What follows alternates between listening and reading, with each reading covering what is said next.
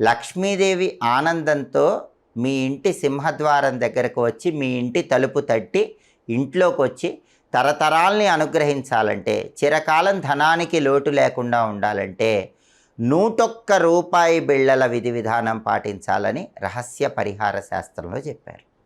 ఈ 101 రూపాయి బిళ్ళల విధి విధానం ఏంటంటే, ఎప్పుడైనా శుక్రవారం రోజు మీ ఇంట్లో పూజా మందిరంలో లక్ష్మీదేవి చిత్రపటం ముందు ఒక రాగి పళ్ళెం కానీ ఇత్తడి పళ్ళెం కానీ పెద్దది ఉంచి దానిలో 101 రూపాయి బిళ్ళలు ఉంచండి. ఆ 101 రూపాయి బిళ్ళల మీద ఒక మట్టి ప్రమిదలో ఇంకొక మట్టి ప్రమిద ఉంచి ఆవు నెయ్యి కానీ నువ్వుల నూనె కానీ పోసి 3 ఒత్తులు వేసి దీపాన్ని వెలిగించండి. అలా దీపం వెలిగించిన తర్వాత లక్ష్మీదేవికి పరమాన్నం కానీ కట్టె పొంగలి కానీ నైవేద్యంగా సమర్పించండి.